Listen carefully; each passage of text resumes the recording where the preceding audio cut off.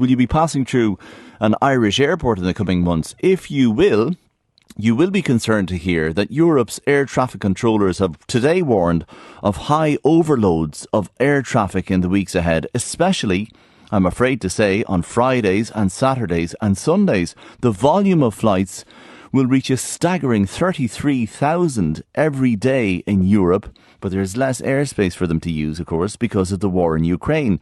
Meanwhile, passengers arriving at Dublin Airport last Friday night complained of very long waits for taxis. It was described by some as taxi queue chaos at Dublin Airport. Well, Eoghan Corry is editor of Air and Travel magazine and joins me. I'll speak with Colin Brophy of Fine Gael in just a moment. But Eoghan, how did the number of flights this year compare with last year, say 2022? Moragwit Tranona Cormac. It's back to very close. It's about 8% ahead of what we were doing last year. Oddly enough, it's not really back to pre-pandemic levels. We're fairly close to it. Most European airports are running just over 90% and a few percentage points higher in Dublin. The big problem is that getting the staff back into shape, getting the systems up and running, the sort of stuff that we saw happening last year, causing major delays in places like Amsterdam, Schiphol and in Heathrow. Those problems haven't been overcome. And what the Eurocontrol based in Brussels, their previous director was from Ireland. They're a very efficient organisation and really beefed up themselves over the last 3 years. They monitored the delays. They keep an eye on everything that's going on, including the military exercises that close airspace. And they're saying that over the next 8 weeks, we are pretty close to breaking point in a lot of places. Reims has been itemised, Marseille has been itemised, and Athens and Budapest have also been pulled out. But it could happen anywhere that we run into unacceptable delays. And is that how it manifests itself then? So when they talk about 33,000 flights every day in Europe and then less airspace because of the war in Ukraine, and they're pinpointing Fridays, Saturdays and Sundays as pinch points, is that it at airports? Yeah, I think the volume of air and the military closures there, while they're significant around, Ukraine sounds like a long way away, but actually military exercises like the big defence one that the Germans organised a few weeks ago will close airspace. But, it doesn't, the real pinch point here is not so much the number of flights, it's the number of staff. And we're very close to it in Ireland as well. We had situations in Dublin where the air traffic control didn't have enough staff on duty for flights arriving in Dublin Airport if they had the wind behind them, as very often happens over from America. So how does Dublin Airport, in your vast experience of international airports, Eoghan, how does it compare in terms of staffing and ease through which you get through security and so on? When it works magnificently. Everybody talks about things like how easy it is to get, the advantage, the security when it works with the trays now and with the leaving the laptop in the bag, which almost all of Terminal 2 will have that facility in place at the end of the summer. We've about a quarter of the machines are in place. All of that, there are lots of praiseworthy things about Dublin Airport. Where it tends to break down post-pandemic, Cormac, there's been a sort of a switch. There's been the balance between Ryanair and the other airlines in Dublin Airport is swinging more and more towards Ryanair. Mm-hmm. Now, when a Ryanair, like Saturday's Child, a Ryanair aircraft works hard for a living, it takes off and lands 6 times a day. So when you run into delays around Marseille and places like that, the aircraft then gets late for every date during the course of the day. And in the evening, we have this knock-on, and it tends to land down at those 100 gates in Terminal 1. Listeners will be familiar to later flights last year. Too many people in too small a space and the services weren't there. Well, it sounds like you're describing outside of Dublin Airport last Friday night. Stay with me, Eoghan, if you will, because Colin Brophy from the Gael TD is with me as well. When it works really, really well, says Eoghan, but when it's bad, it's horrid. And it sounds like the queue for the taxis outside of the airport. I was thinking of an awful backhanded compliment that Ryanair wouldn't thank me for, but ironically the DAA and Ryanair have this in common. When it works, it's brilliant, but boy, when it goes wrong, does it go wrong spectacularly. So what we had as a classic example last week is we had a chronic shortage of taxis. The DAA, though, are, I think, very culpable in this as well, because what they do is this: they give a licence to one person for a taxi.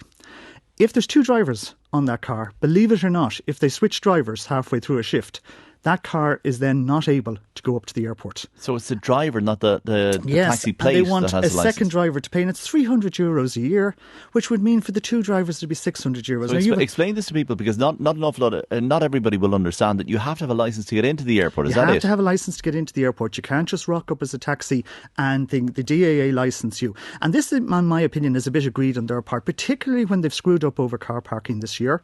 They're in a situation where they should be doing everything to facilitate other means of getting in and out of the airport. And a very simple thing to do would be to say, if a car has 2 drivers, and we have a lot of examples of fathers and sons, husband and wives, mothers and daughters, depending on whatever, or just 2 people who are working a car together. If they have a licence for €300, they should be able to interchange that seamlessly, and that car should be able to pick up. Particularly this happens But hang on a second, there's 2 different incomes here. Yeah, but just during the day where say sometimes an older person works the taxi, they pay the €300. They don't mind doing the airport run. They're quite happy. But then if their son or daughter takes over at night and they want to do it, they can't do it without having to pay another €300. And there's a lot of fares have to be got before you get to another €300. But the DA would say that the second driver then will be getting the licence to the airport free. I think basically the car should get the licence. I think €300 is a hefty enough licence. Should the licence go up then for the taxis? No, I think... No. Well, particularly because, look, if you were in normal circumstances where the car parks were working, but you're not. I just remind the DAA that when they're giving out advice to people on how to get to the airport and to make alternate travel plans to go to the airport, part of that is to use a taxi. People arriving into the airport need to use a taxi, therefore, to get home. And during the day, I will say this, always fair is fair, the taxi service works very well.